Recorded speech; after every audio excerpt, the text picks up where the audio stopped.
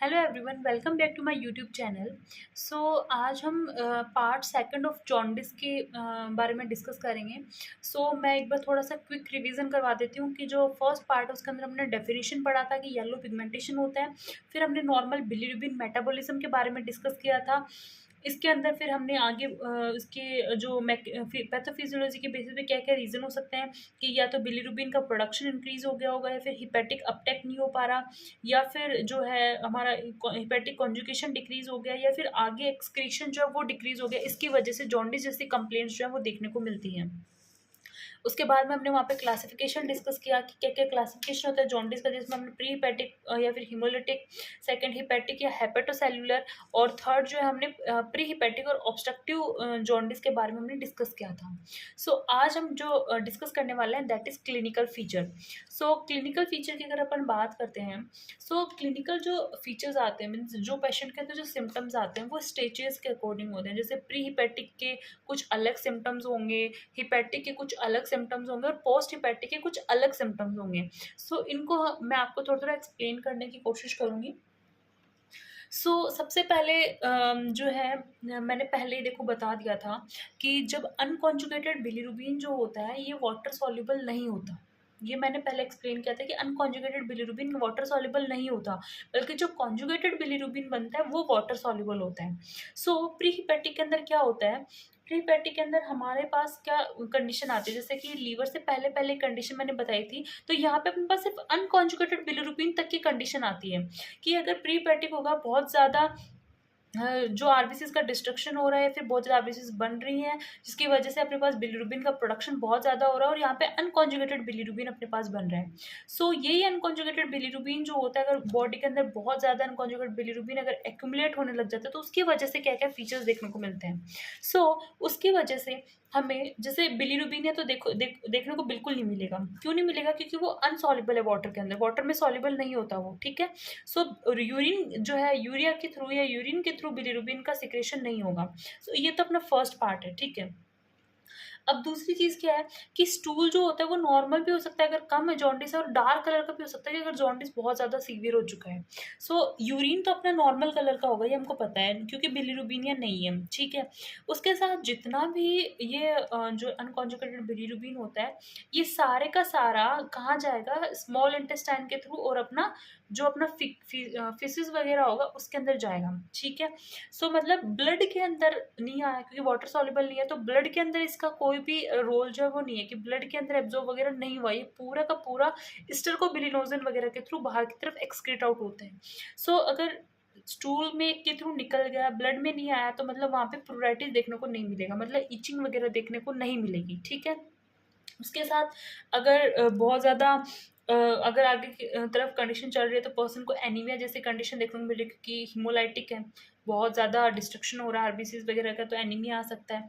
स्प्लीनोमेगी देखने को मिल सकता है कि स्प्लीन जो है जिसमें डिस्ट्रक्शन होता है, ग्रेवयार्ड कहते हैं ना, कब्रिस्तान कहते हैं इसको, स्प्लीन को जो होते हैं आप कब्रिस्तान के नाम से जानते हैं, कि जितना भी 120 दिन बाद में जो हमारी आरबीसीज होती है वहीं जाके तो डिस्ट्रक्ट होती हैं वो।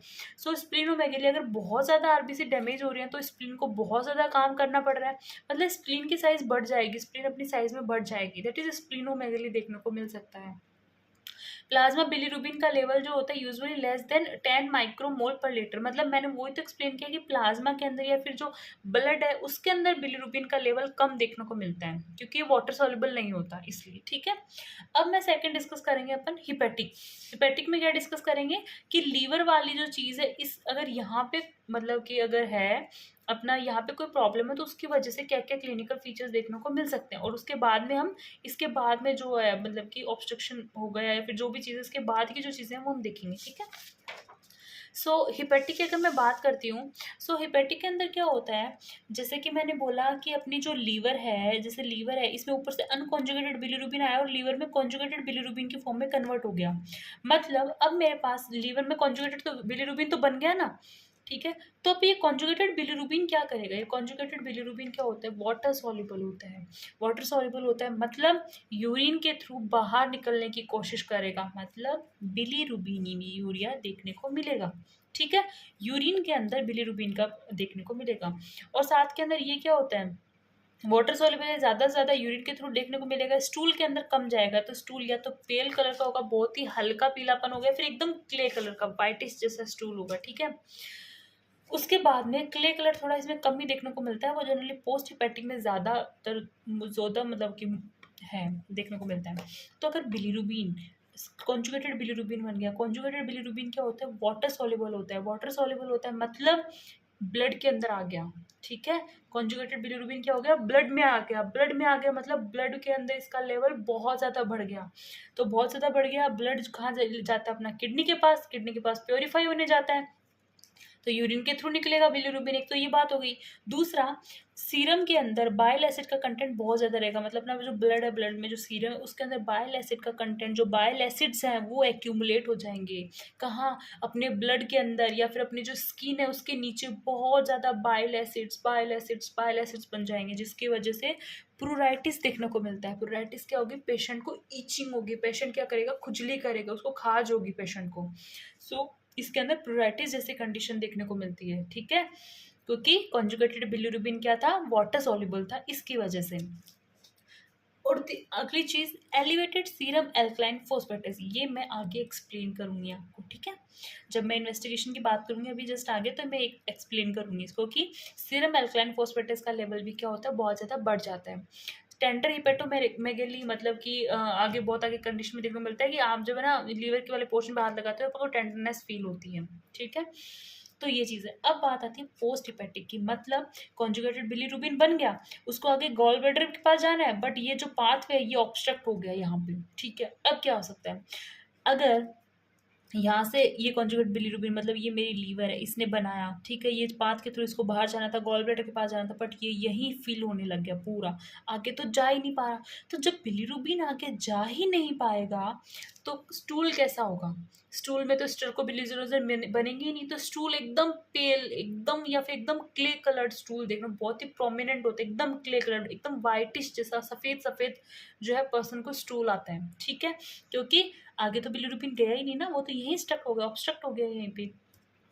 उसके साथ बिलीरुबिन भी देखे मिलता, अब यहाँ पे अगर डक्ट में है तो पास से क्या बन रही है, अपनी वेसल्स वगैरह निकल रहे हैं, ब्लड जो है वो इसको ले लेगा, ये ब्लड वेसल्स के अंदर चला जाएगा, ब्लड में जाके बहुत ज़्यादा ही ये अपना लेवल बढ़ा लेता है ब्लड के अंदर, ठीक है। ब्लड में बहुत ज़्यादा देखने को मिलेगा, ब्लड प्योरीफाई होता है किडनी के थ्रू, तो वो यूरिन के थ्रू अपन को बाहर जो बिलीरुबिन का लेवल है देखने को मिलेगा, जिसे हम कह देंगे बहुत ही प्रोमिनेंट या बहुत ही मार्क्ड बिलीरुबिन देखने को मिलता है इसके अंदर, ठीक है। उसके साथ इंटेंस प्रूराइटिस, देखो इसके अंदर नॉर्मल प्रूराइटिस था, इसके अंदर इंटेंस प्रूराइटिस देखने को मिलता है, मतलब बाइल एसिड्स का लेवल तो बहुत ज़्यादा बढ़ जाएगा, उसके उसमें कम से कम थोड़ा बहुत तो जा रहा था आगे, ठीक है, इसमें तो बिल्कुल नहीं जा रहा। तो बहुत ज़्यादा खुजली होती है, पेशेंट बहुत ज़्यादा अनकंफर्टेबल हो जाता है, बहुत ज़्यादा खाज होती है पेशेंट को, ठीक है, क्योंकि बाइल एसिड्स का लेवल बहुत ज़्यादा बढ़ गया। फिर आता है कोवर सीयर्स साइन देखने को मिल सकता है, मतलब इसमें गॉल ब्लैडर जो होती है ना पेशेंट की, वो पैल्पेबल होने लग जाती है। गॉल ब्लैडर जो आगे भी तो ऐसे भी तो हो सकता है नहीं, गॉल ब्लैडर बाहर जो सिस्टिक डक्ट निकल रही है वो ऑब्स्ट्रक्ट वगैरह हो गई हो, तो इसमें गॉल ब्लैडर में एक्यूमुलेशन होता रहेगा, तो गॉल ब्लैडर जो है पैल्पेबल देखने को मिल सकती है, गॉल ब्लैडर साइज में बड़ी देखने को मिल सकती है, तो इसे अपन कहते हैं कोवरेजियर साइंस भी अपन से कह सकते हैं। आप इसका प्रोनाउंसिएशन और कुछ करते होंगे, मैं तो ऐसे ही करती हूँ, ठीक है। तो ये क्या होते हैं, ये हमारे कुछ क्लिनिकल फीचर्स हैं। अब हम बात करते हैं आगे इन्वेस्टिगेशन के बारे में। सो इन्वेस्टिगेशन में क्या बात कर सकते हैं, देखो इन्वेस्टिगेशन में सबसे पहले अपन क्या करवाते हैं, पेशेंट का सीरम बिलीरुबिन, आप पेशेंट को कहोगे कि आप सीबीसी करवा के आइए, ठीक है, पेशेंट सीबीसी करवा के लाएगा, तो उसमें अपन को क्या, अपन उसमें सारी देखेंगे कि भाई क्या क्या वो आई हैं वैल्यूज़ हैं, तो उसके अंदर देखने को मिलेगा कि अनकॉन्जुगेटेड बिलीरुबिन का लेवल बहुत ज़्यादा है या फिर कॉन्जुगेटेड बिलीरुबिन का लेवल बहुत ज़्यादा है। तो अगर अनकॉन्जुगेटेड बिलीरुबिन का लेवल ज़्यादा है, मतलब ये तो श्योर है कि प्री हिपैटिक है, बट साथ में हिपैटिक हो भी सकता है, क्योंकि हिपैटिक के अंदर भी तो अनकॉन्जुगेट कॉन्जुगेट में कन्वर्ट हो रहा है, मतलब हिपैटिक तो एक ऐसी जगह हो गई जहाँ पे अनकॉन्जुगेटेड और कॉन्जुगेटेड दोनों मिल रहे हैं, मतलब अनकॉन्जुगेटेड का लेवल ज़्यादा है या फिर कॉन्जुगेटेड लेवल का ज़्यादा है, दोनों में चांसेस हो सकते हैं कि हिपैटिक कोई ना कोई हिपैटिक प्रॉब्लम हो सकती है, ठीक है। और कॉन्जुगेटेड का ज़्यादा है तो हिपैटिक के साथ पोस्ट हिपैटिक भी हो सकता है, क्योंकि पोस्ट हिपैटिक जो आगे जाके जो ऑब्स्ट्रक्शन वगैरह में सिर्फ कॉन्जुगेटेड बिलीरुबिन होता है, ठीक है। उसके बाद में आप एलएफटी करवाओगे, लीवर फंक्शन टेस्ट। अब देखो लीवर फंक्शन टेस्ट के अंदर यहाँ पे कुछ जो है वैल्यूज ये चीज़ें लिखी गई, मैं एक्सप्लेन करूँगी इनको। तो देखो ALT और AST, ALT is alanine amino transferase होता है, ठीक है? ये जो हम जब भी एलएफटी की रिपोर्ट्स आती है ना, उसके अंदर ये चीज़ें लिखी होती हैं, तो आपको ये अच्छे से समझ आनी चाहिए, तभी आप थोड़ा बहुत समझ पाओगे कि आखिर रिपोर्ट्स में क्या लिखा हुआ है, पेशेंट को क्या प्रॉब्लम है। साथ में होते हैं एएसटी, एस्पार्टेट अमाइनो ट्रांसफेरेज़, ठीक है? अब देखो, इन दोनों का काम क्या होता है? ये दोनों है ना, लीवर के अंदर जो अमाइनो एसिड्स होते हैं ना, अमाइनो एसिड्स का मेटाबॉलिज्म करने का काम करती है लीवर के अंदर, ठीक है? लीवर में अमाइनो एसिड्स का मेटाबॉलिज्म होता है, ठीक है?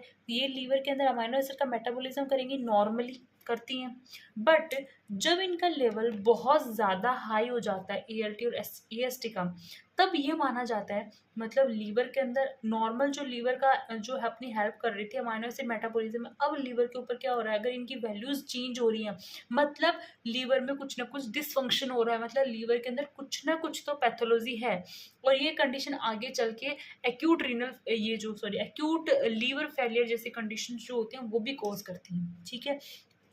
तो हमेशा एएलटी और एएसटी का लेवल देखा जाता है। एएलटी और एएसटी का लेवल अगर देखा जाता है तो मतलब ये माना जाता है कि लीवर से रिलेटेड कुछ ना कुछ तो पैथोलॉजी है, मतलब हिपेटोसेलुलर कोई ना कोई तो प्रॉब्लम है, ठीक है? लीवर डिसफंक्शन देखने को मिलता है इसके अंदर। उसके साथ अगर एएलपी और जीजीटी का लेवल अगर ज़्यादा देखने को मिलता है, एएलपी क्या होता है, एल्कलाइन फोस्फेटेज, और जीजीटी क्या होता है, गामा ग्लूटामाइल ट्रांसफेरेज। अब देखो, एएलटी और जीजीटी, अब देखो एएलटी और एएलपी और जीजीटी का काम क्या होता है, ये जनरली हमारे बाइल के प्रोडक्शन में और साथ में बाइल के फ्लो के अंदर हेल्प करते हैं, एएलपी और जीजीटी, ठीक है? तो देखो, अगर एएलपी और जीजीटी नॉर्मल लेवल वैल्यू जब रहती है तो ये बाइल का फॉर्मेशन करवाते हैं और बाइल का फ्लो करवाते हैं, बट अगर इनका वैल्यू ज़्यादा हो जाता है, मतलब बाइल के प्रोडक्शन में या बाइल के फ्लो में कोई ना कोई तो प्रॉब्लम है, ठीक है? तो देखो, अगर है तो मतलब कॉलिस्टेटिक कोई ना कोई तो कंप्लेंट है कि बाइल जो है कहीं ना कहीं तो बाइल ऑब्स्ट्रक्शन हो रहा है, ठीक है?